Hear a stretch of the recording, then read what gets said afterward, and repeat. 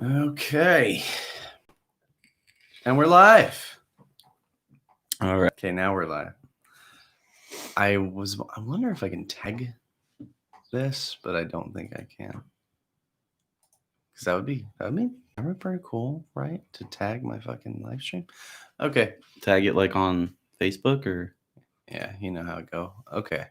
Let me make sure my speakers are up. Is the headphone amplifier plugged in? Excellent. See, this is the little bit extra. This is the little bit extra for the YouTube watchers out there. The outtakes, the pre-show. When the weed man throws in a little extra. Okay. Let me minimize that for the time being, and we'll get the show on the road, huh? And 3, 2, 1. Keep it precision. I'm always on the mission. Can't get caught in loose decisions. Gotta feed them is a lesson. You better go hard. Gotta do this for my dogs. They chasing the cloud while we chasing after the charts. You feeling it? Welcome to Longshots Sportscast, Longview, Washington's #1 sports-related podcast. 18 weeks running. And, of course, you know me. It's Mike Holm. With me, as always, Brady Rucola. What it do, baby? And Skyler Lovingfoss. How's it going? And we're here. We're going to tackle the week's stories in sports, same as we always do. And we're going to talk about the Redskins name change that is forthcoming, the retirement of the Redskins name. We're going to talk about why Dan Snyder is the most incompetent owner in sports history. I'm sure we've got some NBA bubble news, and a few other things I want to talk about. But it's gonna be a good one. It's gonna be a roasted one. Chestnuts roasting on an open fire. Because Dan Snyder gonna get it. Boys, how we doing? Doing great, man. Doing great. Can't complain. Yeah, doing all right. That's good. That's good. Okay, so I think before we get into the NFL stuff, because that is going to be, let's talk about some other stuff here. So people are they're screwing up the bubble. Well, in the NBA, huh? Well, Zion just left. Yep, he left. Family emergency, so I don't think he can come back. Yeah, he has to be quarantined for 2 weeks. I'm pretty sure say they're still in it. Maybe he can come back, but he won't be there for like the first games or so. But yeah, it's a 2 week. So yesterday, he might. Well, today's the 17th. Say he left yesterday, correct? Yes. So that's a 2 week minimum quarantine. Yeah. I mean, he would probably miss like 2 games. Yeah, he'd probably miss a couple games. So there's that, which is interesting. I think that with him not there for even a couple games, we're talking only an 8-game season before it gets to nut cutting time. If Zion's not there, every game counts. So I mean that's going to severely hurt the Pelicans' shots, but it makes it better for you guys. They're saying makes it better for Blazers. They're saying he should be back by the start of the season. Okay.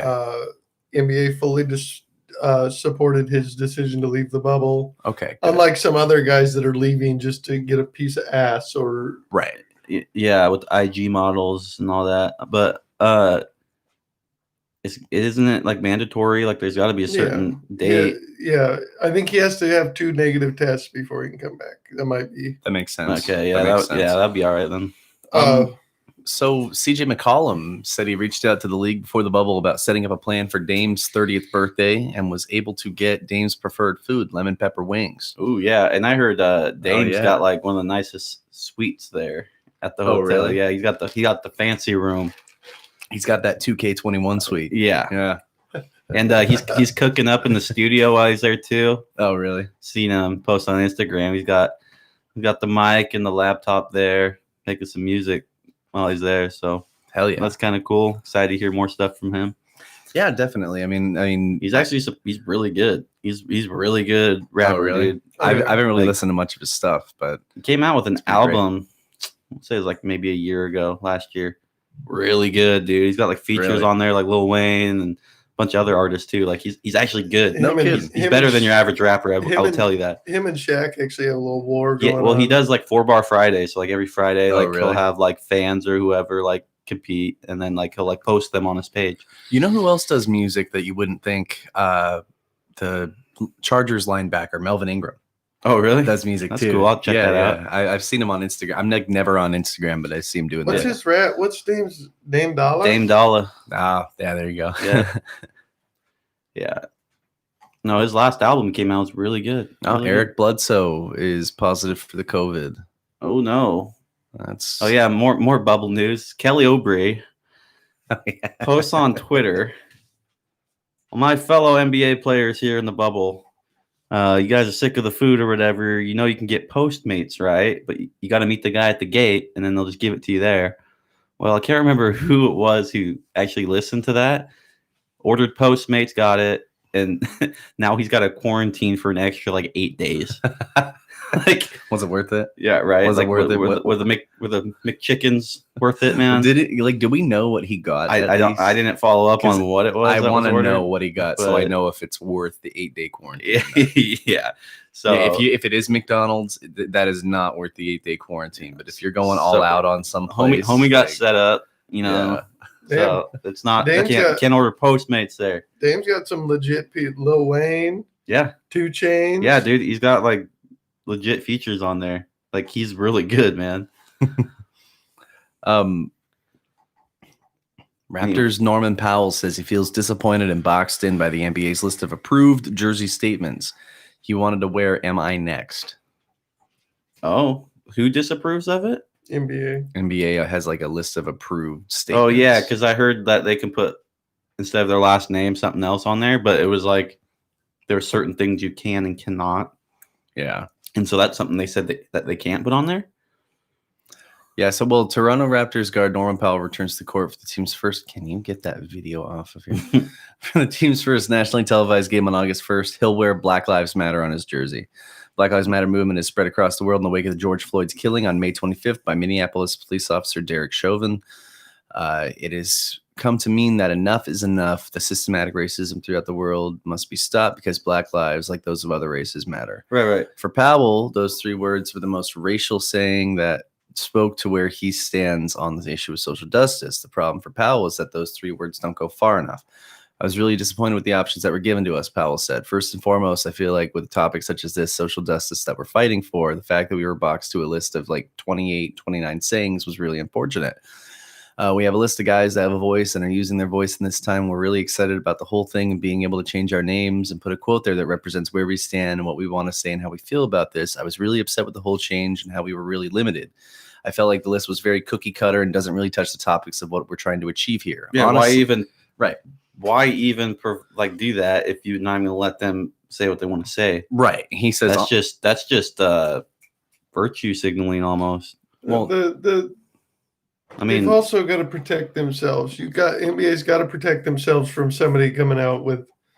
That's why they gave them a set. I mean, don't say fuck the police on there or whatever, but like, what's wrong with "Am I Next?" You know, if they just put whatever you want back there, somebody would put. Okay, well, obviously you have to use your best judgment on it. I see the NBA maybe letting that happen. Maybe letting the "Am I Next?" happen. Yeah, I don't see anything wrong with that one. But Mike, go on. He says the NBA. Honestly, for me, I wish there wasn't even a list. It's a topic where it's freedom of speech, and you're taking your name off the back of your jersey to put something on there that matters for you. Right. That speaks volumes on how you view things and how you approach your life, and how you shouldn't be boxed into. You can only say this much, or this is okay for you to say.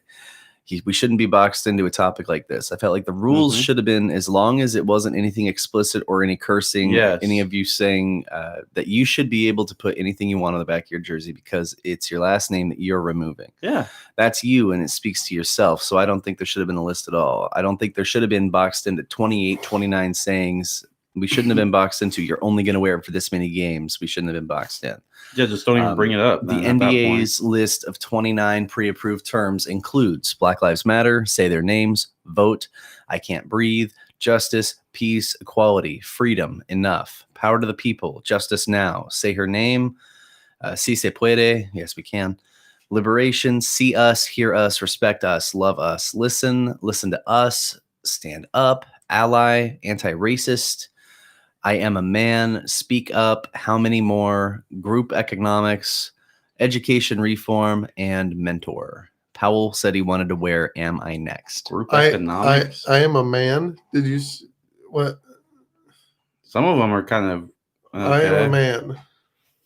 Some of them sound a little bit ridiculous. I mean, but like there's some good ones in there. But like he was saying, don't limit to these things. Like, I mean, I'm the first person that's going to stand by freedom of speech. Yeah. Oh yeah. I always will. Too. And I agree with them. If you're going to give the option to put something on the back of their jersey besides their last name in the name of injustice, let them put what they want to put. Obviously, don't let anything explicit on there. And other than that, what's the problem? Well, yeah, and I mean, it's like you said, we're not talking about F-bombs or anything like that. Nobody's throwing up religion and this and that either. It's simply, it's a matter of social justice right now. And racial injustice. Something that's very relevant in today's current social climate. I heard LeBron, he's just going to have his last name on there. I mean, sometimes you just don't want to rock the boat. You know? Well, I mean, he's usually one to speak out and stuff, and he was one of those first of them to wear the "I Can't Breathe" shirt like years ago. Oh, for sure. Well, I mean, and that's when they were telling him to, shut up and dribble.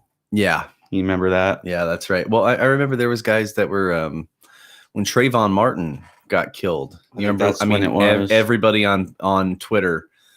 Kobe, Steve Nash, even guys like that were all wearing gray hoodies. Yeah. They were all practicing in "I Can't Breathe" shirts and all that. And that's when they were giving them shit, like the newscasters and shit, saying, you guys are just playing basketball, like shut up and dribble. What do you know? But yeah, I mean, I just think if you're going to give them the option to put these on their jersey, like let them say what they want to say. Otherwise, it's just kind of bullshit, in my opinion. Right. So before we get to the elephant in the room, hold on, listen to this real quick. What? Yasiel Puig tests positive for COVID-19. The same day he was supposed to sign his contract with the Atlanta Braves. Puig is now still a free agent. They're not going to sign him because he's got COVID. That's pretty well.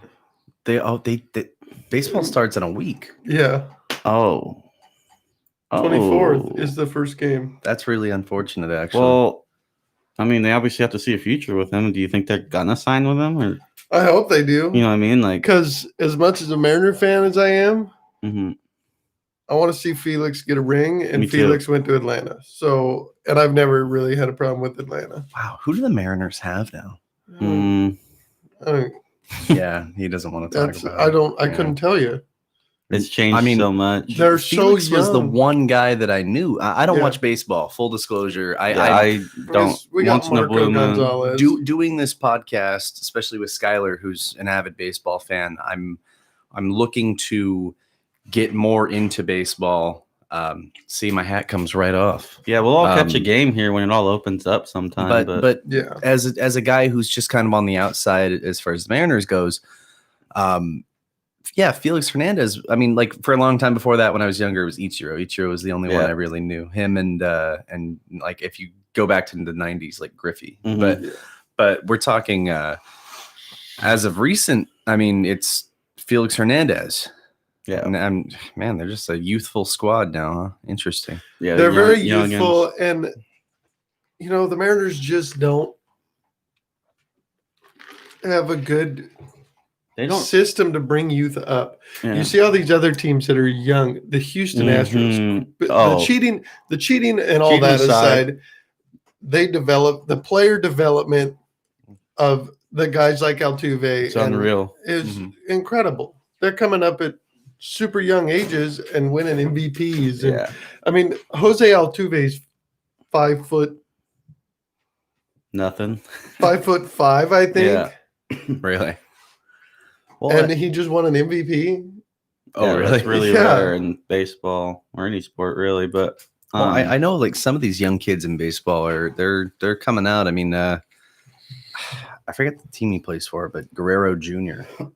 Oh, that dude just came up, and I was watching just highlights of him. That would have been several months ago when he was making his major league debut, and I just was like, wow, this dude's gonna be the guy. Yeah, like real soon. Yeah, and this is part of why I really want to get into baseball, doing this shit, because I mean, it's the only one of the big three that I've not ever really focused on. I just don't really follow it anymore. I know who wins the World Series. To follow it. I mean, let's be real. Baseball is almost a dying sport. It's getting there. Yeah, it's getting there. Because, like I said, I haven't followed it probably in the last like 5 years. It needs a huge revamp. And for me personally, I think the Mariners need new ownership. Yeah, because Nintendo I think of America just doesn't. They have to because put the money into the. It's every year, man. Yeah. It's every year, and then when you think you got big something, guys. Look, we signed Robinson Cano. We signed him for 10 years, $240 million, whatever the fuck we signed. I remember that. And I tell you what, the trade that we made with the Mets for him and the players we got was amazing because Cano was trash last year. But didn't he get in trouble too? He missed all the games in a season. Steroids, performance enhancing drugs, PDEs, which a performance enhancing drug can be a diuretic. Right. Any diuretic that they see in your system that could be used to cover up. It's kind of like diluting your piss for a piss test. Yeah, anything they could see that would cover up steroids or human growth hormones, you're suspended for 80 games right off the bat. That's like a lot of people when they're like smoking pot or something, they need to pass a test. They'll drink a lot of water to where you can't see anything but clear. Like it's masking it pretty much. That's what it. Yeah. So before we get to the elephant in the room here, let me ask you guys this is kind of our free forum question of the day. If you had to think for the last 20 years, right? Going back, you start at 2000, you end at 2019. Who would be your bottom 5 teams in the NFL? Oh, okay. The last 20 years? Yeah. Okay. Strictly the last 20 seasons. Okay, the Dolphins, I would probably put. That's fair.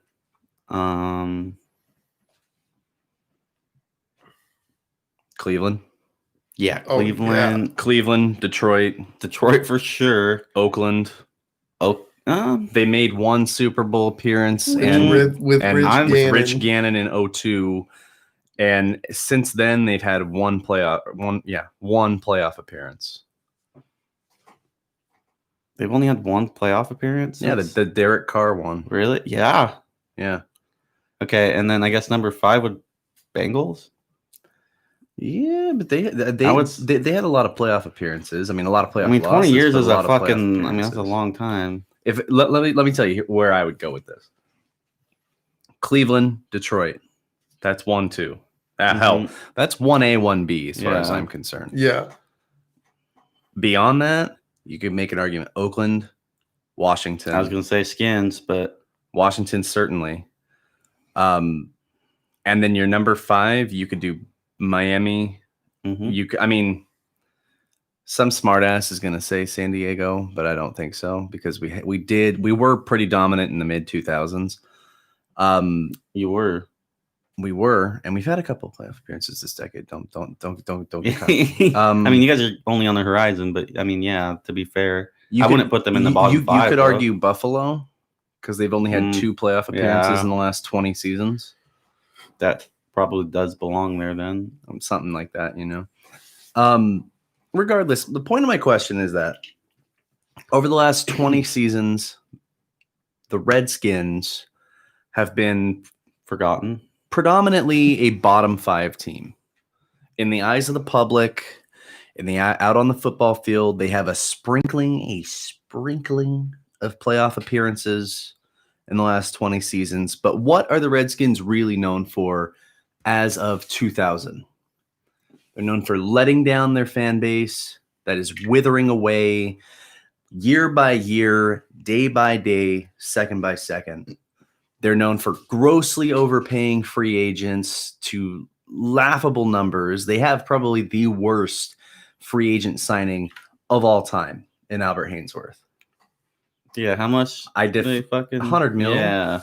I defy you to find a free agency signing that is more egregious than than them paying Albert Hainsworth $100 million to sit on his ass and not finish plays. It's laughable. Dude, it's just ka-ching. But what is the common ground? What is the commonality of the decline of the Redskins to hitting their nadir over the last 20 years specifically? It's always the front office, and who's in the front office? Who's been in the front office since 1999? Dan fucking Snyder. Dan Snyder. Yeah. Dan Snyder. He's making headlines. He absolutely is making headlines all week. He can't get out of the spotlight this week. Dan Snyder is getting himself into some big old trouble, which makes sense because it's all catching up to him like a big old wave, just a tidal wave of shit. And it's only fitting because Dan Snyder is the most incompetent owner, I would say, in sports history. I would defy you to find one guy who is more incompetent and has turned a franchise inside out and skinned it alive more so than Dan Snyder. The Redskins were a proud franchise. The Redskins were a franchise that were home to many great coaches and quarterbacks. One of the greatest coaches ever, in my opinion, Joe Gibbs. Yeah, the only coach to win 3 Super Bowls with 3 different quarterbacks over a 10-year span, even, is insane. Not to mention, the Redskins probably have the most well-constructed offensive line to ever step foot on the field in the Hogs. Guys like Raleigh McKenzie and Joe Jacoby and Jeff Bostic, those guys, they paved the way for what an offensive line really meant to the game and how much they could turn the tide and let an offense run wild. They've had the talent. The talent's been there. They had the talent. They absolutely have. Right? But what happened? They kind of hit a bit of a decline in 93. The drafting of Heath Schuler was a mistake, to say the least. And we've talked about this. They haven't had a consistent quarterback since Mark Rippon. No. Dan Snyder buys the franchise in 99. And from the fucking get-go, this guy is overpaying old guys. Hey, let's pay Deion Sanders, who's like in his mid-30s now. Hey, let's pay Bruce Smith, who's in his mid-30s now, to a gross sum. You know, hey, let's bring in Steve Spurrier, who will go on to be the worst coach in Redskins history because he won a lot in college. And he's going to bring in his Florida guys that have been in the league for the last 8 years that haven't done dick quarterbacking for any other squad, and they're going to be our guys. They're going to be our quarterbacks. Then where do you go from there? From one grossly overpaid free agent to the next, where do you go from there? Well, let's bring Joe Gibbs back. It makes sense, right? He's the best coach we've ever had. He can right this ship. He can steer this and along and get us on the right path. Only Joe Gibbs couldn't even put anything together with the fucked up puzzle pieces that were given to him. Yeah. He got one playoff appearance with what was there. That whole franchise has just been one big mess after another. And it all leads back to Dan Snyder because he fancies himself a football guy, a knowledgeable football guy who can't stop sticking his hands in every cookie jar available. And that leads to what we've got going on right now. He drug out that name controversy for as long as possible. And I understand tradition and whatever side of the fence you're on, it's whatever. The point is, Redskin at a certain point was not going to fly anymore. Yeah, I remember, I think we were talking about, it was just, I don't know, it was probably about 5 years ago or so, maybe longer. I mean, this has been going on for there was a big deal about it. Big old deal about it where I thought they were actually going to have to change. South Park even made a joke about it. Yeah. And then all of a sudden, it disappeared. Nobody was really talking about it anymore. At least it wasn't making headlines. And then obviously everything that's been going on lately with the police brutality and the Black Lives Matter just started to come back to light again. Yeah. And my point is, Redskin, whether or not some folks deemed it offensive or not of the Native American persuasion, however traditional the name is, I understand. I'm a big fan of tradition as much as the next guy, especially in this game. Redskin sounds like it was drummed up in 1932, which it was. Sure. There was no way. I mean, the fact that it lasted 88 years is something to talk about. But it lasted 88 years, which is something. The fact that it took every corporate sponsor pulling out for it to change is something entirely different. Dan Snyder made that way more notable than it had to be. Yeah. He could have said, all right, you know what? I understand. It's time, come on. Time to turn a new leaf, right? Absolutely. You could have kept the colors and everything, but now they're moving away from the Native American imagery, allegedly. And one has to wonder, are they doing it so that way they don't take a chance on stirring up the Native American groups with whatever name or imagery they choose? Probably. Or is it a spite move? Could be a little bit of both. I mean, because you never know with this guy. Yeah. I mean, I think at this point, I don't know what it's going to be. It could be Native American. It could be something different. But see, there's even Native Americans saying, if you want to keep it Native American, come out and call it the Code Talkers. Yeah. So it's from the Navajo Nation. And we've talked about it. The Redskins logo is probably the best Native American related logo in sports. It doesn't seem offensive. Period. It looks like, it's a proud Native American tribesman. Compared to the Cleveland Indians with their mask. Absolutely. It's a lot different. The point is, it shouldn't have gotten drug around to this point. It should have been they should have come out in front of it long before it came to a point of sponsors pulling out and this and that, and should have said, hey,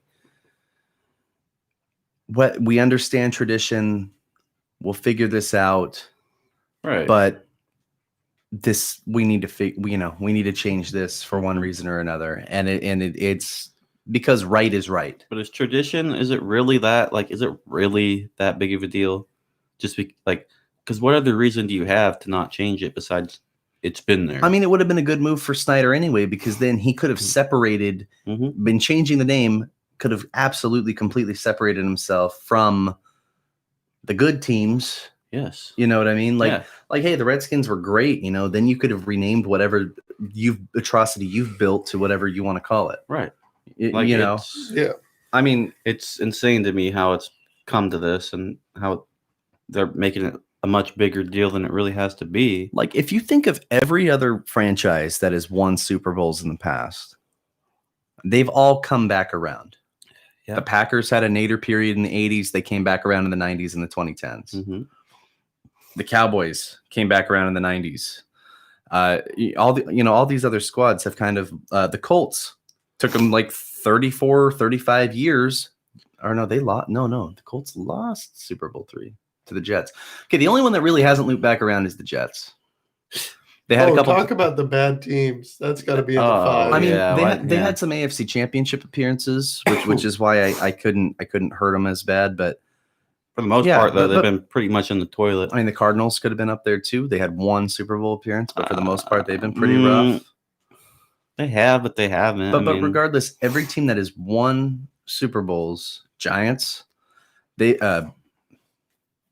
have been playoff team, but for the most part, they've all looped back around, except Washington. Mm-hmm. And why is that? Washington is they've either gotten to the first round of the playoffs and then sunk twice in the last 20 years, and then that's done. Yeah. Well, for one, look, they had RG3.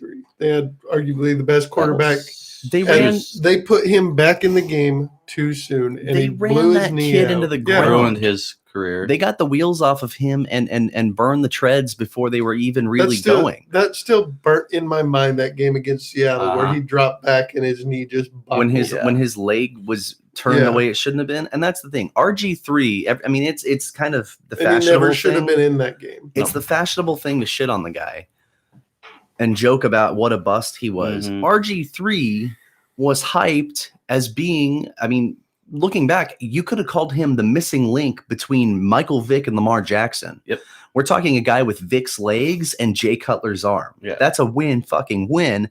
And he rightfully so won the Offensive Rookie of the Year that year. He was paid for a huge future. And you look at the Redskins, they hadn't had a consistent quarterback since Mark Rippon, which still is the case. And they still fucked that up. Ever since 93, it's been draft busts or it's been journeyman. Mm-hmm. Guys like Heath Schuler, bust. Gus Perrott, journeyman. Jeff George, journeyman. Shane Matthews and Danny Werfel, which was whatever the fuck Steve Spurrier was trying to accomplish there. Mark Brunell, who they signed in 2004 when he was past his prime for 7 years, and he only played like 43 games. And then you finally, Rex Grossman, who was a journeyman at that point. Then you get to RG3. You finally have a fresh, young quarterback worthy of that number 2 pick. Some thought he could have gone number 1 to Indianapolis. And you burn the treads off of him at the tail end of the season for a playoff game. Yeah, what the hell? Yeah. Which, don't get me wrong, I like the Redskins as much as the next guy. There was no fucking way they were going to go much further in the playoffs than that. Given a couple of years, if RG3 would have maintained his form, yes. Yeah. But after that, they haven't been in the playoffs since, I don't think. Pretty disgusting what they did with him. Yeah, that's completely their fault. Oh, 100%. Absolutely. And so then you get to that point. Well, then here comes Kirk Cousins, who was actually drafted the same year as RG3. He was a 4th round pick. The very next pick after RG3, because they sent their 2nd and 3rd to the Rams to move up those spots. Yep. Kirk Cousins finally gets his chance to start, and he becomes the most consistent quarterback for the Redskins for 3 straight seasons or 4 straight seasons. And they franchise tagged him twice. And it just became a story of like, why don't you want to pay this guy? You guys have never had somebody consistent. Yeah, what else do you need to see from the guy? Exactly what you're saying. What have you had in the past that this guy is living up to everything that you pretty much would want? I mean, he's not like, no, he doesn't have Aaron Rodgers numbers, but he's consistent. Yep. He's like an Alex Smith who could just sit there, and we'll get to him, who could just sit there and manage a game through. And at the time, you had running talent. Alfred Morris was coming out and having himself a year. Right. It wasn't like it was just all in the shoulders either. They had a half-decent receiving core. Mm-hmm. They had a defense anchored by Ryan Kerrigan. Poor bastard, that guy deserves so much better. On any other Redskins squad, he would be like a Hall of Fame talent. Yeah. And instead, he's just the shiny star in a sea of shit. Mm-hmm. And it's sad. So then, as the old adage goes, franchise tag me once, shame on you. Franchise tag me 2 times, shame on me. Try to franchise tag me 3 times, and fuck you, I'm going to Minnesota. That's exactly what happened. And what do? How do they replace him? Let's trade for Alex Smith. The Chiefs are already done with him. The guy's been a veteran for 13 years, and he had a couple good seasons in the Chiefs, but how is that not like a lateral move? Right. And you're only going to get like 2 seasons at best out of the guy. Mm-hmm. And what happens? Alex Smith is having a mediocre year. And what's a good old Kirk Cousins doing in Minnesota? Just lighten it up, upsetting the Saints in the playoffs and establishing connections with an elite tandem of wide receivers and more weapons than he ever had in Washington. Yeah. Meanwhile, Alex Smith gets Joe Theismann out in the middle of a game, of a meaningless game for nothing, and he can still barely walk. Yeah. He wants to come back to play, and God bless him. I just don't see it. No. It's a little too late there. Now, was that Snyder's fault or was that Jay Gruden's fault? I'll leave that one in your court. Yeah, that's up for interpretation. The point is, this guy's career has ended under a Redskins uniform. Once again, another player. But now you've got Dwayne Haskins. Now you've got all of these tools here. You've got Dwayne Haskins. You've got one of my absolute favorite young players in Terry McLaurin, who I couldn't stop talking about him during fantasy football season, how great this kid's going to be. You've got Ron Rivera, one of the most well-respected head coaches ever, who took a 1-15 Panthers team and within 4 years made them 15-1 with an MVP quarterback like Cam Newton, who is very similar to a Dwayne Haskins. Yeah. And with a defense loaded with first-round talent and hard hitters to boot, including one Josh Norman. No, Josh Norman's a Bill now. Regardless, they've got Rivera's was the right choice. They've got a hell of pieces. Not to mention their new offensive coordinator is looking good, and Jack Del Rio is now the defensive coordinator, taking over for Greg. How the fuck does this guy keep getting jobs? Minuski. The pieces are there. Will they succeed? Not with Dan Snyder as owner. Not with that front office there, man. Absolutely not. And that's the common denominator here. And now we get to what just came out yesterday. The Washington Post were talking about a big story, bad news for the Redskins. And we joked. I said, if it's bad news, it means Snyder's not stepping down.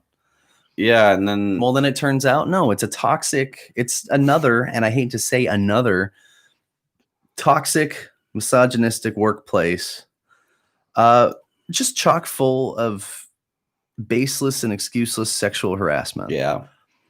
That's happening via guys in Dan Snyder's inner circle, right under his nose. Bunch of old creepy dudes. And he puts out a statement today, and we read it before the show. I want to read it again. Yeah, it's almost laughable. Because it is laughable. Statement from owner Dan Snyder. The behavior described in yesterday's Washington Post article has no place in our franchise or society. But it was going on for 15 seasons. Yeah. 15 years at least. This story has strengthened my commitment to setting a new culture or standard for our team, a process that began with hiring of Coach Rivera earlier this year. Beth Wilkinson and her firm are empowered to do a full, unbiased investigation and make any and all requisite recommendations. Upon completion of her work, we will institute new policies and procedures and strengthen our human resources infrastructure to not only avoid these issues in the future, but most importantly, create a team culture that is respectful and inclusive of all. Now, pardon me, I'm trying to find the apology here. I didn't see. I'm trying to find the part where he takes ownership for for the culture that he created in this franchise. But it has no place in our franchise or society until when? Until you got caught? Until he got caught. Right. And when there was rumors coming out of big news coming, bad news for the franchise, all of a sudden, 2 front office guys get let go. A radio announcer leaves. Why? Yeah, what? Because you're trying to shove them out and here we took care of them. You don't got to do anything now. Yeah, shut up. No, too fucking bad. Here it is. And the point of this is that Dan Snyder, not Schneider, is becoming a detriment to the welfare of the NFL. Why is this going to open? This could potentially open up investigations league wide. That's what I was talking about with you and Skyler yesterday at work. Yeah. What do you think? It's going to open the floodgates because I'm sure there is more going on in other franchises. There's so much mud on this franchise. Dan Snyder is a joke if he thinks, and not just a joke. It's like a moron. He's delusional if he thinks that he's going to be the guy to instill a better culture. Right. Hey, we started it with Ron Rivera. Great. Ron Rivera is a wonderful coach, but as long as you're there, you're not going to be the guy to scoop and scrape back all the mud that's on your franchise that you've spent the last 20 years kicking over the top of it. Rivera came out and said something. He was asked about something to do with this whole thing going on. He came out with a statement about something. Really? I didn't get to read it, so I mean, I don't know if you can find that somewhere. I will find it. Yeah. Right before I came over here. Ron Rivera vows to change toxic culture after toxic claims. Yeah, because his daughter works in the front office now. Yeah, and I'm sure he wants no part of that bullshit. Ron Rivera seems like a take no shit kind of guy. Oh, yeah. And that might be the kind of guy that no might about it. That is the kind of guy that they need over there. Yeah. But Dan Snyder's delusional if he thinks anything he has a hand in is going to be the difference maker here. Yeah, honestly, it would be a lot better if he just fucked right off, buddy, because he spent the last 20 years squeezing every bit of life out of this franchise and every bit of hope out of its fan base. We've talked about it on the show. My dad has been a diehard Redskins fan since he was a kid. Right. Growing up, watching guys like Joe Theismann and John Riggins and Art Monk and Ernest Biner. And now we're sitting here with, a team that has probably the worst batting average when it comes to signing free agents ever. Yeah. It's between them and the Raiders for the last 20 seasons. Yeah. Yeah, I would say so. Like I can count on one hand the number of truly great free agents that they've hit a home run on. No, they're batting fucking nothing, dude, because but I can count on like my fingers, both hands and feet and the number that they've whiffed on. Yeah. In comedic levels. something needs to change there, man, because they have the opportunity now to change everything. He has all the money. He can't buy a winning team. Then there's stuff coming out about were they paying refs. If they were paying refs to fix games. Holy fuck! They would win a couple. They need to get their fucking money back. Yeah, there's no way. I honestly don't believe that they were paying. There ain't no fucking way they were. There's no way. They wouldn't have a record like they do. They wouldn't be a laughingstock like they are if they were paying fucking refs. Now you could say that about like the Patriots or something. Maybe somebody will believe you. But the Redskins, come on. Well, if you're paying the refs, it's still that bad. Jesus. Yeah, that's what we're saying. Oh, Jesus. No, I don't believe that for a second. Yeah, I don't know.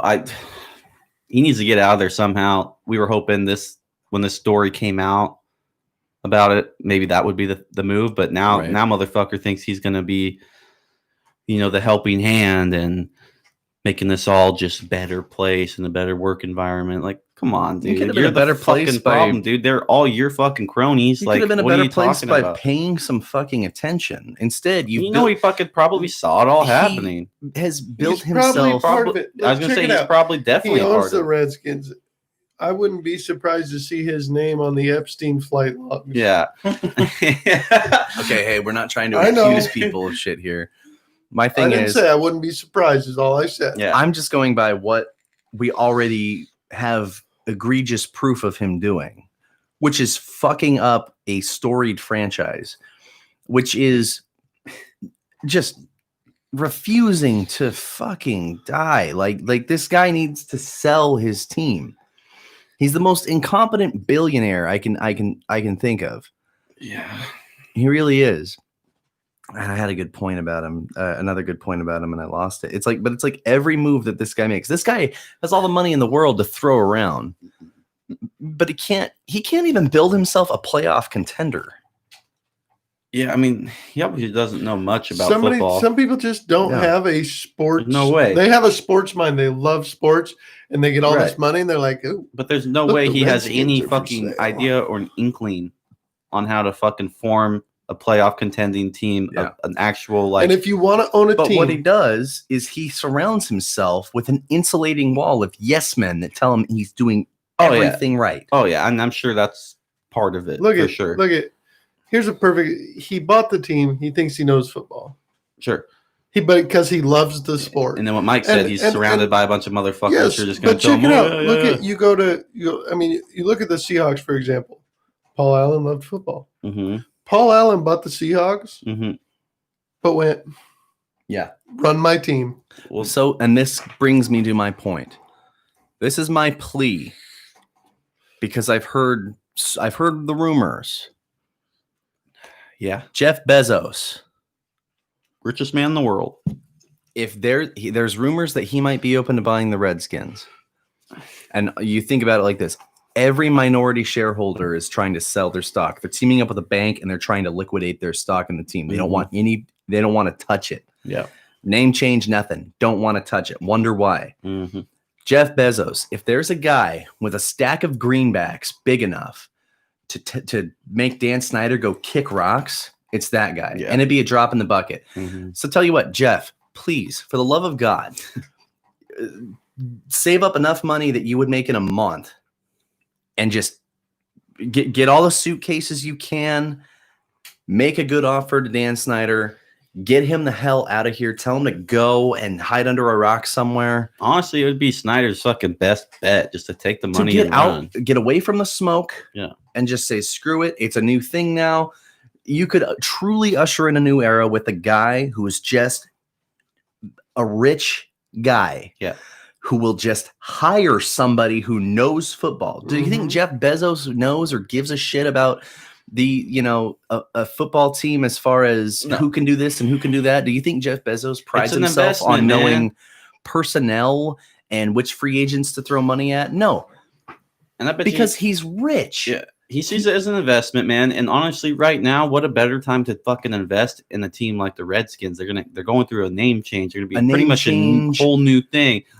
They're potentially going to be at the front of a socially conscious thing if they go, Red Tails or whatever. Spotlight is on them right now. It's on them, and you've got a new head coach. You've got the new coordinators. You could really have you got a semi decent team too. I mean, they're not terrible at talent Bezos there, but has a net worth of $170 something billion. Yeah, something. Dan Snyder has a net worth of $2 billion. Yeah, you could give Dan Snyder $4 billion and tell him to go fuck off. In the grand scheme of things, the Redskins should be for sale at a cheap, low price right now. They should be on sale on a clearance aisle. So, well, and here's the thing: if Jeff Bezos bought the Redskins and said, "Okay, bye," Jeff Bezos, he doesn't need to go in there and think he knows shit about football. He has money. He can pay people who know what they're doing to build a team proper and actually instill good culture. We all laughed back in November when Bruce Allen, GM of the Redskins, was asked about, how the culture is going to change. And Bruce Allen said, Bruce Allen, with the quickest, biggest lie I've ever seen, says, culture here is damn good. Yeah, buddy. Uh-huh. And the world collectively vomited. Yeah. Like you could smell DC from here in Washington with just how many people just threw up a little bit thinking about that. Just a lie.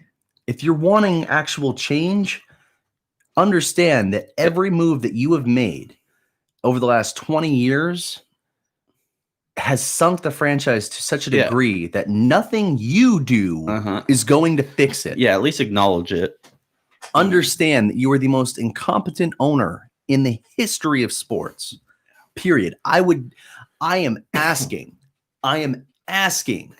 for somebody to find me anyone more incompetent than Dan Snyder over a 20-year period.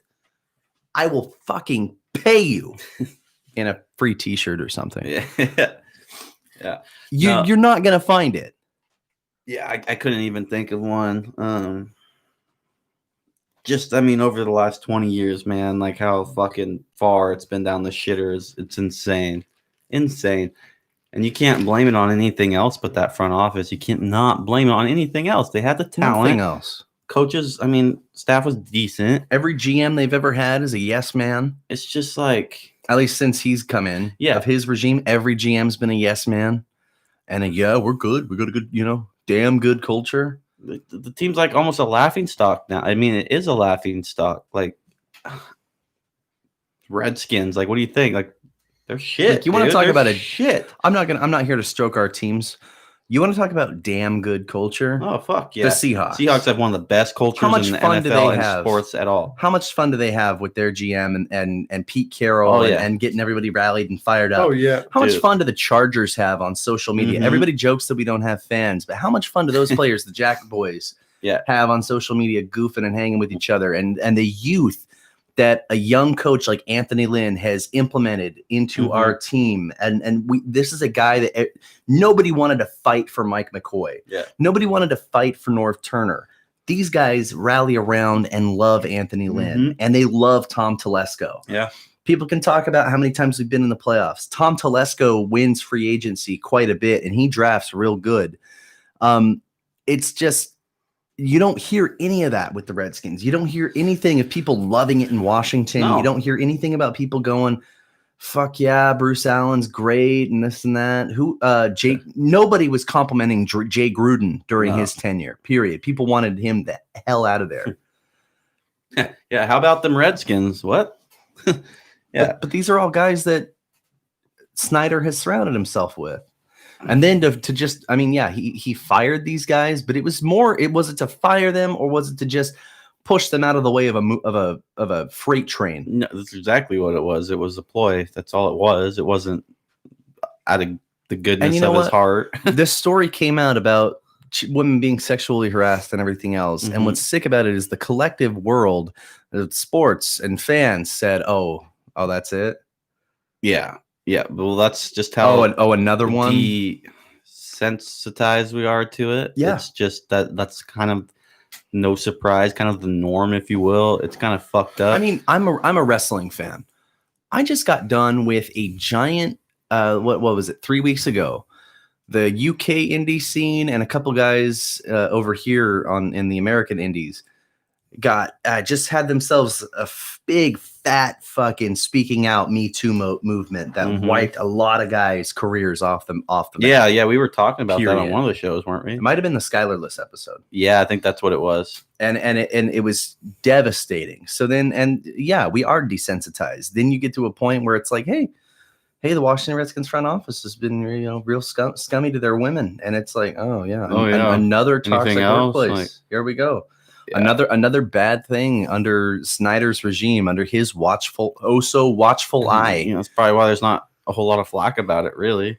Like Dan Snyder, the only reason why he hasn't been forced out of the NFL, say a la Donald Sterling, is because there's no hard evidence. Well, there's no proof of anything that he was involved in any of it. But it's all shit that's just happened under him. I've seen guys get canned for less, not from sports ownership, but I'm talking jobs.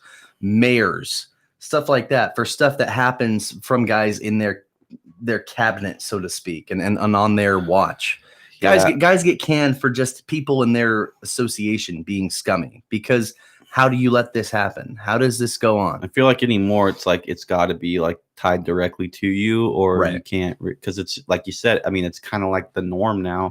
Like this shit happens more often than not. So it's literally got to be like, oh, this person said that you did this, and then that's like pretty much. But here's the thing: how you could get him out of there. But how many teams can sit there with a universally reviled owner? We haven't really seen it because for 20 years. I think most owners are at least decent. Now, don't get me wrong. People love your owner. Yeah. People don't like ours. Dean Spanos. Yeah, well, Spanos is a little different. Spanos is notorious because he moved us, and he's pretty frugal with his money. Yeah, which is why we love Tom Telesco, because we call him the coupon god. Yeah, because he's able to kind of spend with what we're given and actually help our team out. But I'll tell you what, Dan Snyder makes Dean Spanos look like a neuroscientist. Yeah. Well, I mean, that's just kind of goes to show how big of a piece of shit the dude is. I mean, just people really, I can't believe it, man. Like nothing you can really do about it. Dan Snyder makes Browns fans forget Jimmy Haslam exists. You think he secretly just likes the publicity, whether it's good or bad? I mean, he gets publicity. You know what I mean? Like, do you think he even gives a fuck?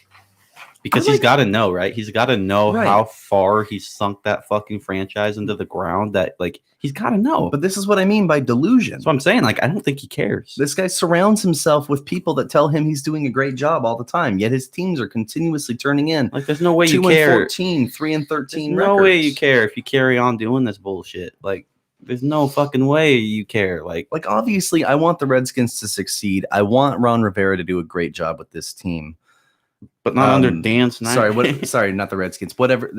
It's so ingrained in me. Whatever they're gonna be, I want Washington to succeed. Yeah, they're actually not even the Redskins right now as we speak. They retired the name on Monday. They're just Washington. They're just Washington right now. Whatever happens, but I just have, as long as Dan Snyder is the owner of that franchise, I have zero faith. Right. And one first round playoff exit, every 6-7 years isn't going to do it for me. Mm-hmm. Isn't going to do anything for me in terms of believing that this team has any hope of getting back to being the consistent threat that they were in the NFC East, period. I don't think we're going to see it for years, man, honestly. You've got a Cowboys team that has a Super Bowl winning coach, a young quarterback who may or may not be on the way out. You've got an Eagles team that's always a contender, in spite of their injuries. What is it with that division and meddling owners? You have a hey, you know what? Here's the thing though. Jerry Jones has won 3 Super Bowls. Dan Snyder in the 90s. It doesn't matter. It doesn't matter. He won 3 Super Bowls. What have they done in the last 20 years? They've been just good enough to make the playoffs. But but they've gone on playoff runs when Wade Phillips was their coach, and Jason Garrett had a couple here and there. They haven't won any Super Bowls recently, and they won't. Jerry Jones has his rings. Al Davis had fucking good 12 years of mediocrity, but he got his rings when he was sane. I hate Dallas too, but the one thing I say about Jerry is there's never any real controversy. It's just he's a meddler. Yeah, he does.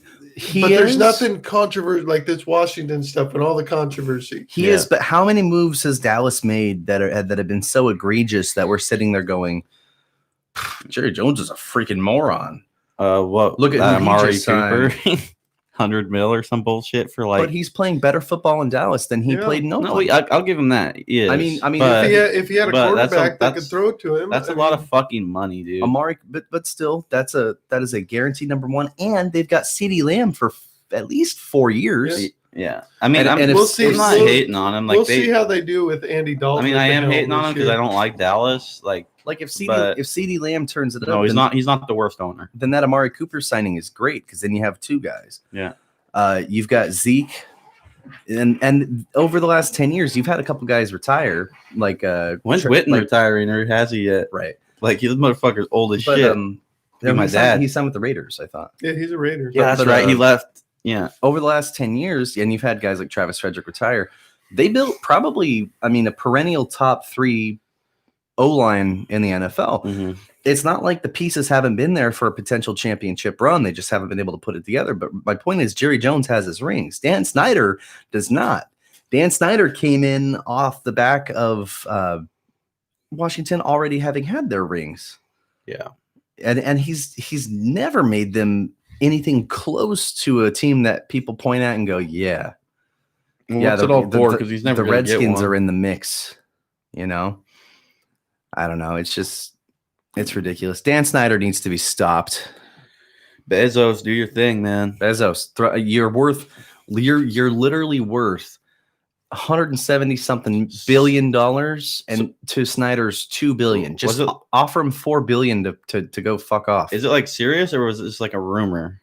Like, was it a rumor? There's a couple sites that were saying that was like, could Bezos come by the Redskins, or was it like some kind of like, well, he could afford it, so like he could buy them? No, there was a rumor mill that Bezos could come in and buy them and buy the skins. He was like actually interested. I don't know about actual interest, but people wouldn't drum it up for no reason. Yeah, well, I mean, people do that sometimes. Yeah, I don't know. So, look at all the names. No, because I'm like, if he really is interested, but that would be really sweet. Elon Musk is rich as hell. Nobody's saying, "Hey, could Elon Musk purchase?" Blah, blah, you're blah, right, because he doesn't give a shit. No, Elon Musk. But Elon Musk's such a nerd; he would never. But you can't say that. Like, Paul Allen was a nerd. That's true. Yeah, Paul Allen was a major. I don't nerd. think Elon Musk gives a fuck about sports. I dream of the day that he would buy the Chargers, but. I don't think Elon he would immediately be the coolest owner in sports. Elon's on the more advanced shit like space, man. Yeah. like saying. So on a lighter note here, Patrick Mahomes after the Super Bowl beat Post Malone so bad in beer pong that Post Malone had to get a tattoo of Mahomes' signature on his Really? Because Post Malone, he's actually super good at beer pong. So that's funny. He beat him so bad Malone had to get a tattoo of Mahomes' autograph on his neck. That's fucking funny as shit. Post Malone's got so many face tats already anyway, so it's like, goddamn. That's funny. So, yeah, because he performed for them or whatever. Yeah, they went to a Post Malone concert. Yeah. So, let me see here. Well, AJ Green just signed his franchise tender today, so I think that's going to make. Congrats, buddy. I think what we talked about, 12 players are going to play on the franchise tag like the this most year. ever in NFL history. Since 93. Yeah. Craziness. Decades. Real quick, because there was a big thing that happened this last weekend. Obviously, I've been following New Japan. Big ol' upset in the New Japan Cup. Evil upset Kazuchika Okada, who was the previous year's champion, to win the 2020 New Japan Cup. So he would get a title match with his fellow LIJ stablemate Tetsuya Naito. Naito comes out to congratulate him, but in fact, there was a swerve. Evil throws up the Bullet Club hand gesture, sweeps him with his finisher, so then joins the Bullet Club. The following day or night at Dominion, with some fuckery about Evil after a 38-minute match. Pinned Tetsuya Naito to become a triple champion. He is 1/3 of the never six-man open weight tag team champions, as well as the IWGP Intercontinental Champion and heavyweight champion. To the ire of many, there's a lot of people that aren't happy about the move. Really, kind of a weird one. But it shows the direction that they're going in right now. Obviously, a couple guys like Jay White are stranded in Australia or wherever else that are really kind of closing down their borders. So kind of an interesting choice, and we'll see where it goes from there. But yeah, big old fatty double title change just happened. So kind of interesting. So this week, NASCAR had their All-Star race. Held it at Bristol Motor Speedway. Only the second time it's not been at Charlotte Motor Speedway. Chase Elliott won the race. Interesting. The only other one that wasn't held at Charlotte was held in Atlanta in 1986 and was won by his dad, Bill Elliott. That's kind of a cool. Some cool things. They moved the numbers back. I wasn't a fan when they said it. They put underglow on the cars. I wasn't a huge fan when they said it. What's wrong with that? Both. I love both. Yeah. Watching it race, I loved both. Let's say the underglow would be kind of cool. The numbers moved back. They moved the numbers back so they could give sponsors more car space, and I was against it. Numbers should be in the middle of the door. Yeah. Well, seeing it on the track, I don't have that big a problem with it. Really? Well, here's the cars. I mean, well, you watched the race. Yeah, that was at work. I like the underglow, dude. That's cool. The underglow, it gave it some brand identity. It's fucking Chevy cool. had amber. That is neat. Ford had blue, and Toyota had About red. time they start getting more progressive with it. That's fucking sweet. Yeah, that's neat. I'm trying to think if there's any other late news that I've been thinking of. I know we missed something. It's all been Washington, and you got to think also they have to come up with their new team name. They're in trademark hell right now, but training camp starts in, I believe, 11 days. So the guy that really 11 days. The guy that trademarked all those. Remember, I was telling you about that. Yeah. He trademarked over 40 names. He actually told them they could have them for free.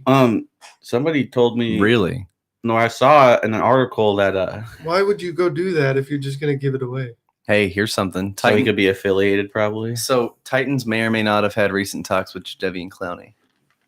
Yeah, who hasn't? I'm sure he's talked to everybody. At this point, I want to see the fuck just sit all season. Nobody signed him just because he's being greedy.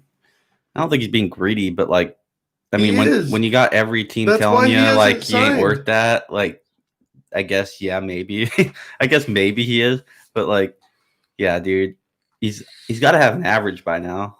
Like, There's nothing worse than a greedy player that just refuses to sign over greed. I mean, I get both sides of it because, like, as a player, especially in the NFL, you want $18 million. They're willing to offer you 10. Wow. So NFL, an $8 million lot. You're only there for a short time, and injuries are always in question. Like, you gotta get your money. NFL, but he needs to sign a 1-year deal to prove. Sure. Yeah, I agree. I totally agree. It says NFL punishment of Dan Snyder likely limited to a fine. He's not. Yeah, I was gonna say he's not gonna get. While the league may consider fining Washington owner Dan Snyder for presiding over a toxic workplace culture that appears to be the extent of any possible punishment, according to Mark Mask of the Washington Post, the league will consider a fine and punishments against the individuals involved in allegations of workplace misconduct. But other owners aren't likely to try to compel Snyder to sell the team.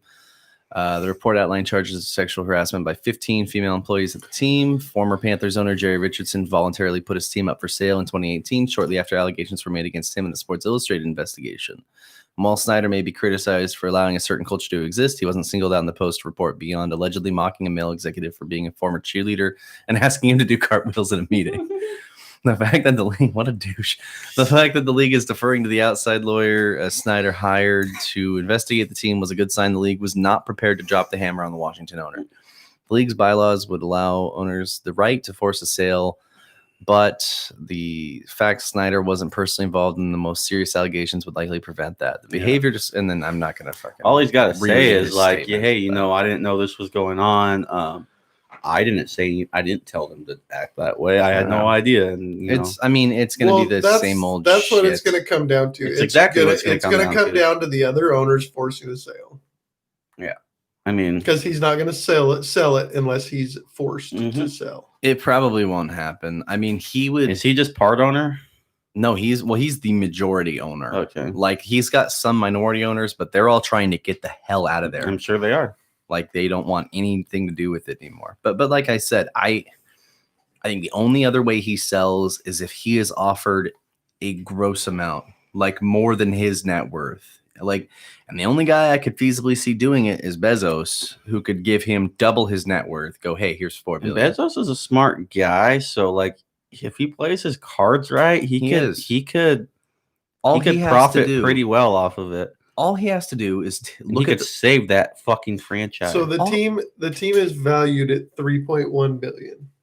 Okay, he can offer 4 right off the top, but at the same time, why? Why give him the satisfaction? Because you get him out of there and you can actually make that franchise great again and rake in more money. That's all it is. He bought Key Arena in preparation for the Seattle NHL expansion, right? Because it's their Seattle NHL team. It's him and Jerry Bruckheimer and a couple others that are going to be owners of that franchise. He owns the Kings? Who? Bezos? Sacramento Kings? Yeah, I felt like he bought an NBA team to move them. Or am I thinking of somebody else? It was somebody else because people were trying to get them to move them and it wasn't going to happen. But I don't think Bezos owns the Kings. I don't think he owns. But he owns that arena and he owns shares in the Seattle NHL franchise.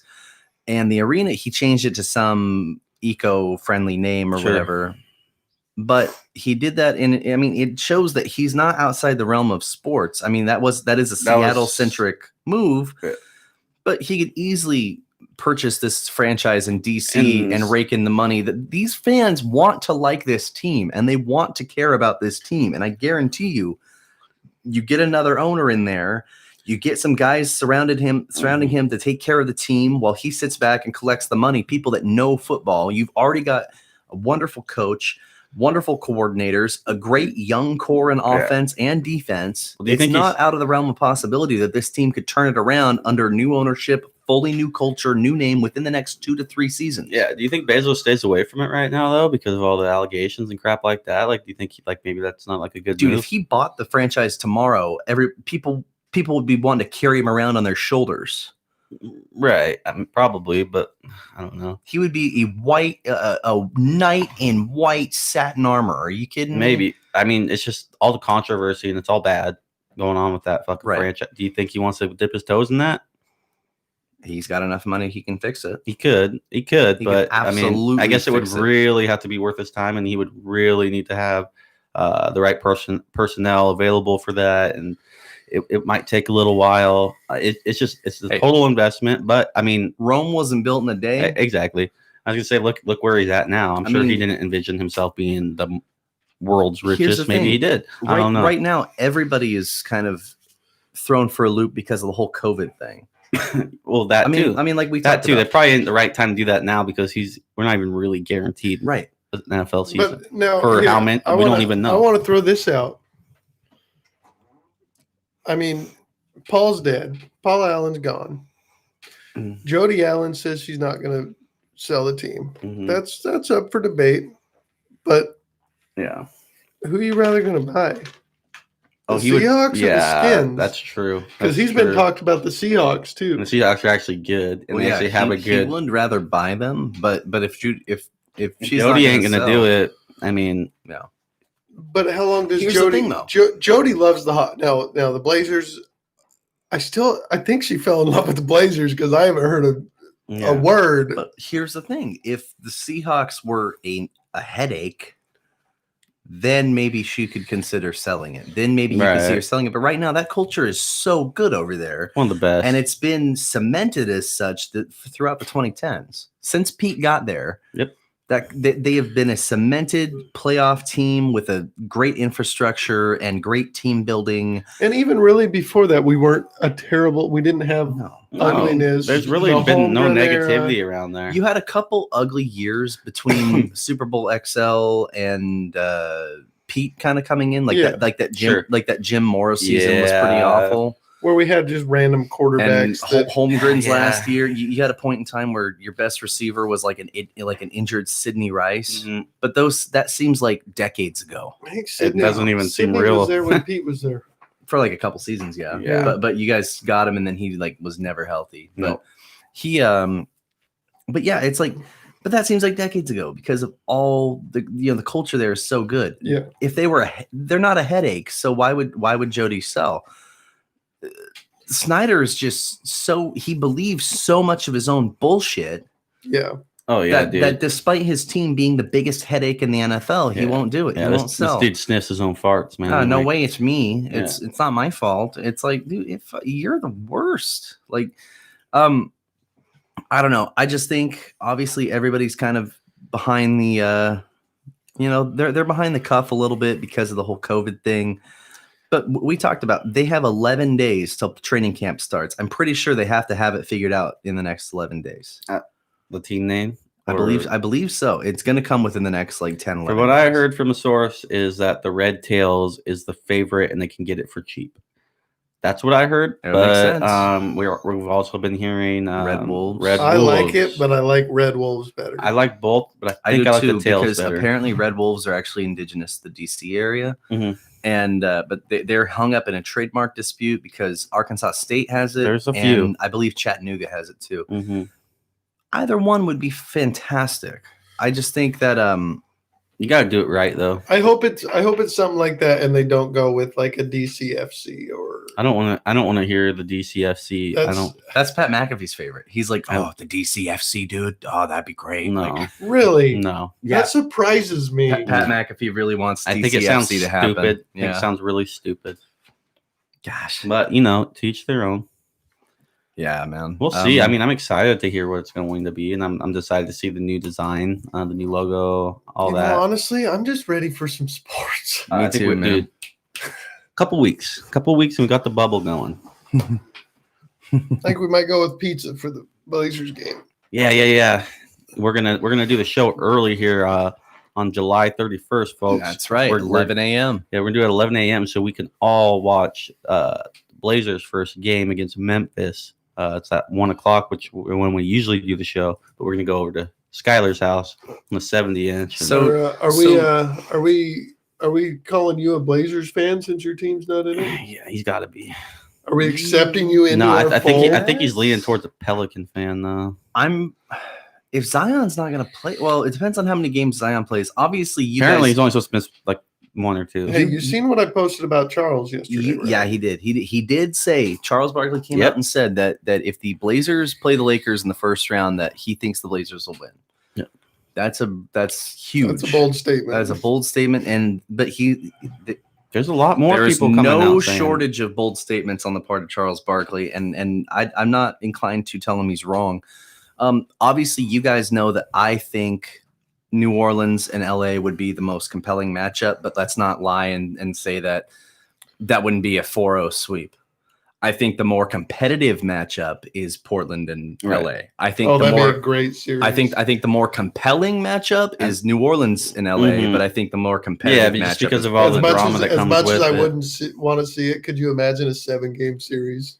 Oh, yeah. Blazers, Lakers, that would just yeah, I mean, I'm pretty much as much as I want to see New Orleans in there, like the logo shot, Lillard. I got no problem rooting for Portland in this one. Although I think it'd be cool if LeBron got a ring with LA. Me too. That's where I'm at. But that's because my dad's a Lakers fan, so I'm a little. I mean, I'm a Blazers fan through and through. I'm all Blazers, but once they're out, if they get out, hopefully not. Go Lakers. So get a look at this. So Oakley has designed a new visor for the upcoming season. It's got a mouth, like a plastic mouth guard. And you can see there's little slots there so they can breathe. But this is a good look at what these guys are gonna be playing. I'm surprised it's not gonna be like some kind of like respiratory thing in the future. I like it actually. It's not. I mean, could you imagine that? Like the respiratory mask to where it's all just pretty much closed off. It's like a hybrid of a football helmet and like a goalie mask. Yeah. Almost. Mm-hmm. I mean, and think about it. Hockey goalies have been. I mean, granted, they're in a cold area, but hockey goalies, although they do wear more, have been wearing stuff like this for decades. I mean, I think we'll have to see how it goes in training camp and stuff, but I think that the NFL can take something like this and make it work. So we're looking at Oakley. Oakley's got a new visor here. It's going to be interesting to see how it plays out. Gosh, yeah. I gotta say, I love these new Chargers helmets. Though, I like the numbers and I like the bolts on the helmet. These new uniforms, colors are sweet. You guys definitely won the jersey sweepstake. They pop, dude. Eckler wearing the new uni. The powder blues are dope. Yeah. Oh, I don't know. Jeff Bezos has lost $8 billion in the last 2 years. Yeah, but this happens all the time. Yeah, but that was because people hacked his Twitter, Bill Gates' Twitter, Elon Musk saying we'll double your money on Bitcoin. It was a Bitcoin scam. It's an old RuneScape scam. I Really. know. It's double your money. Double your money. Trade first. Give me 10,000 gold. I'll give you 20,000. It really is, and it's hilarious. I was dying when I was seeing all the memes. Couldn't believe people got swept up into that for sure. Yeah. Good times. So let's see. Anything else? Oh, by the way, I should add at those New Japan shows, they did run fans in a limited capacity. Yeah, that's what you're saying. They ran them in obviously like Osaka Joe Hall can hold a lot of people. Where are these held though? Is this in America? No, this is in Japan. Yeah, so I could see that happening. They held not in America. They did 3,000 fans. Japan's really not hit that hard with COVID though, is it, as compared to here? Yeah. I mean, hard enough that they're taking every precaution. Oh yeah, well that's the thing with these other countries. They're taking it way more serious than the U.S. is. Apparently, New Zealand is wipe free. Yep, they're free and clear. You know why? Because of course they don't have as many people compared to the U.S. when most of these countries heard about outbreaks in their country, they pretty much made them stay home and wear masks like immediately. Yeah. Here in the U.S., you weren't really required to wear masks till like last week. Here was the other thing.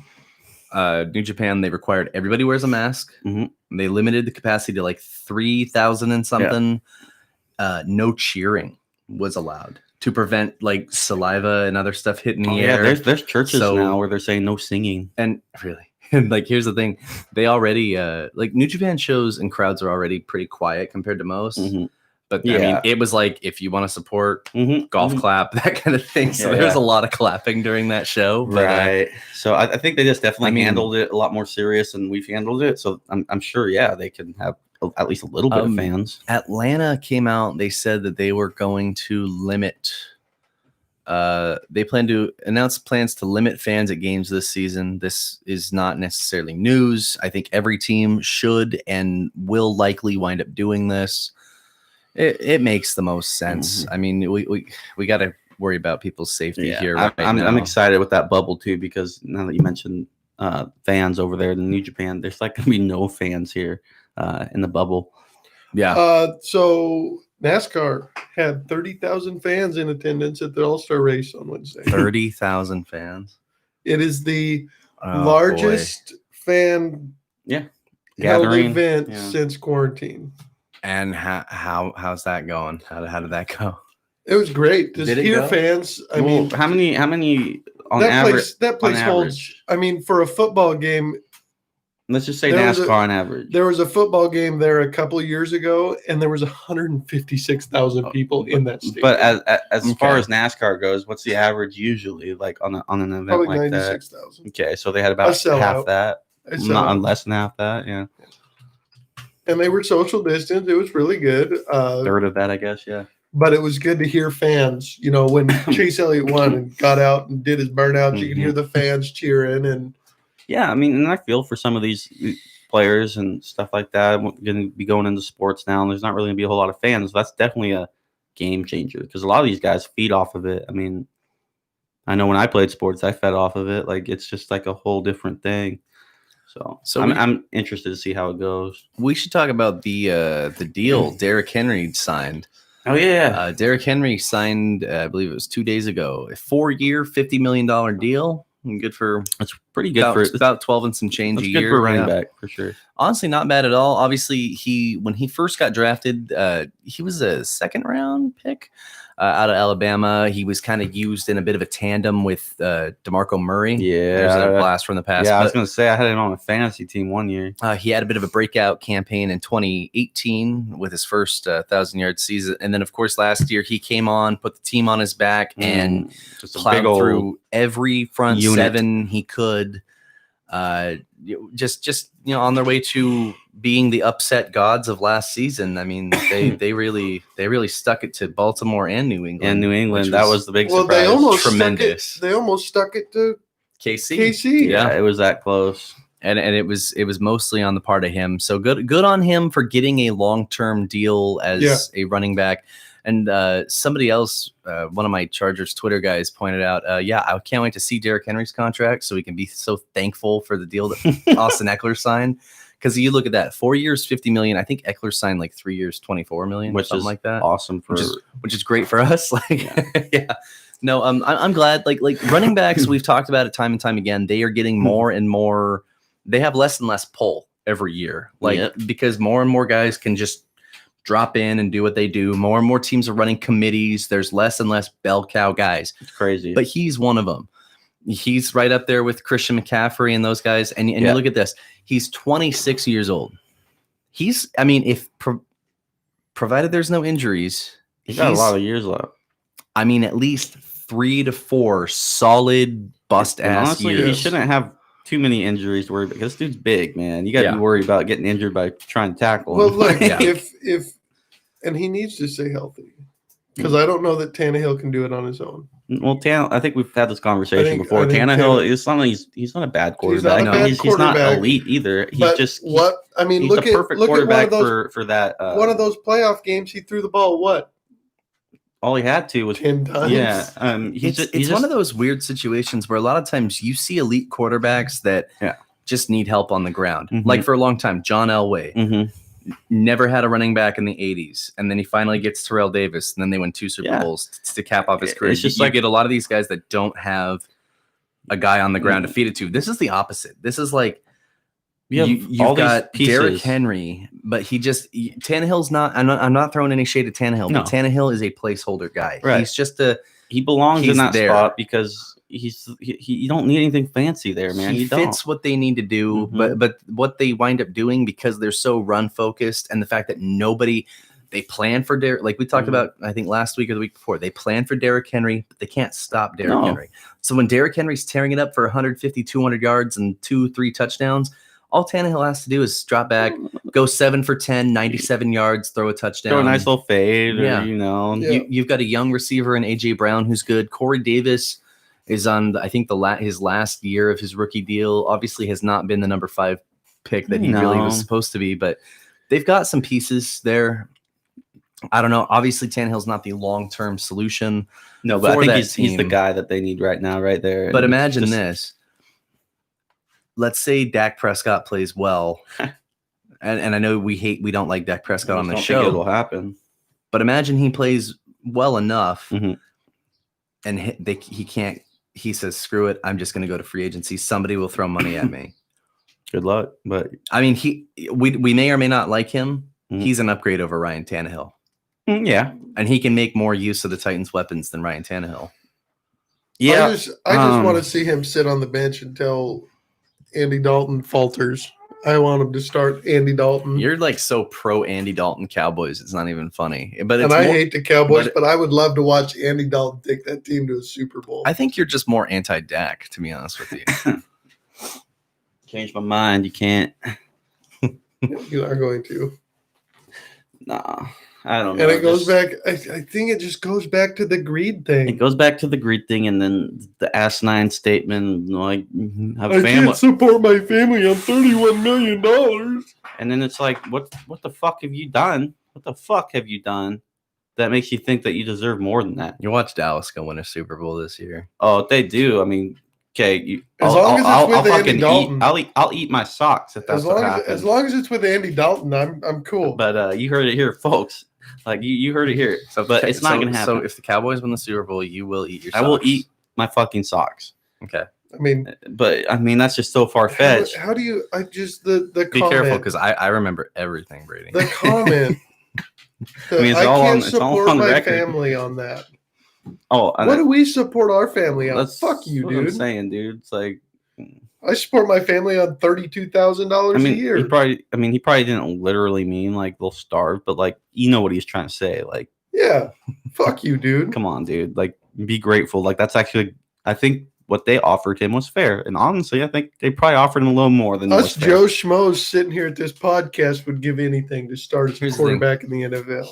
He can just ask Kirk Cousins, like, The franchise tag can be your friend. Yeah, I was gonna say, just play it out, man, because Kirk Cousins made bank off franchise. Kirk Cousins is one of the top 10 highest paid he's players in sports. I want to say he's literally for at least for quarterbacks, he's like number 2 or number 3. Let's probably number 3 with Mahomes now. Yeah, Mahomes is definitely number 1 now, so he's probably like the bump down number 3. But he's definitely top 5 in sports. We looked up that list several weeks ago. Yeah, he's top 10. He was like number 8. Yeah, dude, the number 8 highest paid athlete in the Kirk world. Cousins, what?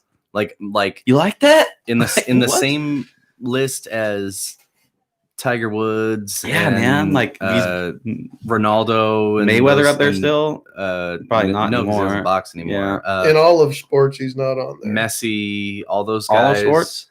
Who? Kirk Cousins? Yeah, LeBron James is highest paid. Roger Federer. Nadal's up there too. Steph Curry's number 5. Yeah. Tiger Woods is number 6. Durant's number 7. Mayweather's number 8. Yeah, that's what I thought. Okay. Phil Mickelson is number 9. Who's number 10? Surprising. Kobe Bryant's on this list. Well, it was at one point though, because I've seen the same. It definitely was. Russell, it was on Forbes or something. Yeah. I can't believe Michael Jordan's not on the top of that list. Well, he's not an athlete anymore. He's still on the list. That guy rakes in so much money. I mean, if you're gonna say athlete, it should be current athlete. But I guess you could say the same about Mayweather. But boxing's such a weird thing, it's a weird thing because you can come in and out here's of it. The world's highest paid athletes of 2020. It might have been like a couple years ago or something, but in the meantime, I'm gonna find. You got Roger Federer at number 1. Christian Ronaldo at number 2. Called that. I'm gonna step out for Lionel Messi, bathroom break. Number 3. Neymar number 4. James number 5. Curry number 6. Durant number 7. Woods number 8. There's Kurt. Kurt's number 9. Yeah. Wentz is number 10. This is 2020. Yep. That's the list I had. Yeah, see, 2020. Yeah. And you got Tyson Fury, Russell Westbrook, Lewis Hamilton, Rory, Conor McGregor, Giannis. When he gets back, we'll wrap up our show by watching some highlights of when the Redskins were good again, or were good before. We're going to check out a highlight package from Super Bowl 22. Unironically, probably my favorite Super Bowl to watch because, Denver gets blown out. It's listen, it's the closest thing I have because the Chargers don't have a Super Bowl win. So I just love seeing Denver just get blown out. That's why I love the Seahawks beating them bad, so bad so much. But this one means more to me because it's my dad's team. But should be a good one, and then that'll probably do it. So we're real short little highlight package we're gonna check out to close the show, Brady.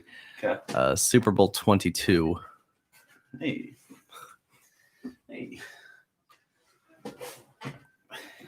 Yeah. Actually, I want a legit one. What a better highlight reel than when the Skins were there.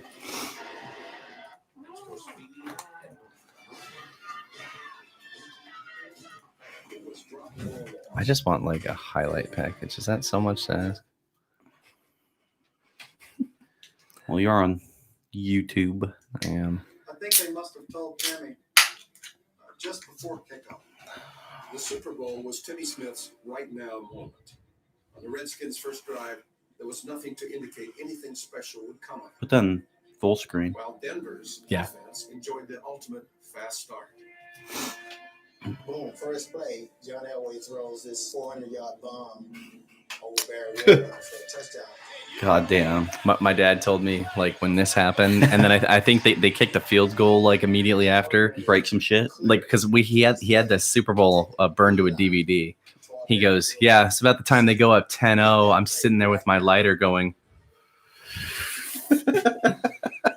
Oh, he was like recording it to a DVD as it was playing. No, he said like as it was live when he was watching as a kid. But he had the game burned to a DVD. He was showing us when I was a kid. Oh, gotcha. He goes, yeah. So when I was watching this when it happened, I'm sitting there like. On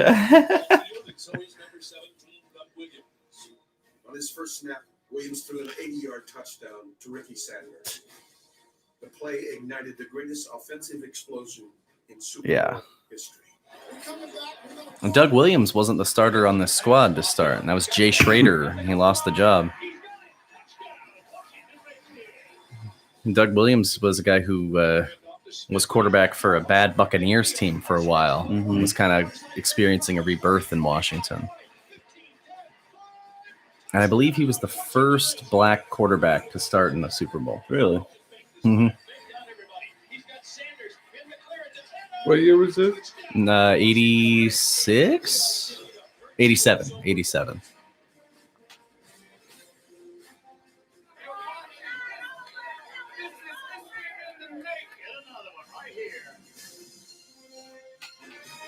Big old Marlboro sign in the back. That's something you're never going to see anymore.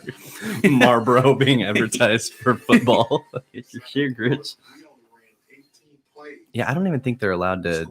They can't even make commercials. They can't even do commercials anymore. No. Have you seen the ads from the '60s of like the of Winston cigarettes with the Flintstones? Yeah. This guy, Timmy Smith, 1-game wonder. This was it, huh? He rushed for over 200 yards in this game. Damn. And then flamed out. I mean, what better way? I mean, it's the Super Bowl, man. How do you not have a great game? He was the first black quarterback to win a Super Bowl. Not the first one to start. Did Tarkenton ever make a Super Bowl? Tarkenton went to 4. Was that before this? Or he was white? Never mind. Yeah, what the hell? I'm sorry. You're making me question my knowledge here. I'm like, have I been fucking living a lie? I'm pretty sure I haven't. Yeah, Mike's a stat guy. He knows all the stats. Wait. I'm looking it up right now. Shut up. Hold on a fucking minute. Wait. I did just wait. Tarkenton was white. What the fuck? I don't know why I thought that. What the fuck? Seneca Wallace was the first black quarterback to start for the Packers. Oh, yeah. He was. Well, I mean, That's so funny. All right, boys. Well, I think that is going to wrap up our show this week by miscasting the race of a legendary quarterback. Okay, so I want all of our listeners to have a wonderful weekend, and I want to thank you guys. Anybody who's tuning in on YouTube right now, anybody who's liked us on Facebook, I want to thank you guys because you helped us reach 300 likes. 300. The big 300 on Facebook. Couldn't have done it without all you guys paying attention, listening, liking, interacting on Facebook. So just keep on keeping on. Tell all your friends about what we're doing here. If you like what you like, if you like what you see and you like what you hear, pass us around and let people know what we're doing. So we hope everybody has a safe, wonderful weekend. And we're going to be right back at it Friday at 1, just like usual. And we're gonna give it to you again. We'll have baseball next week. We will have baseball next week. That'll be the day of. So stay with us. Till then. Keep it crispy. And we'll catch you later. Okay.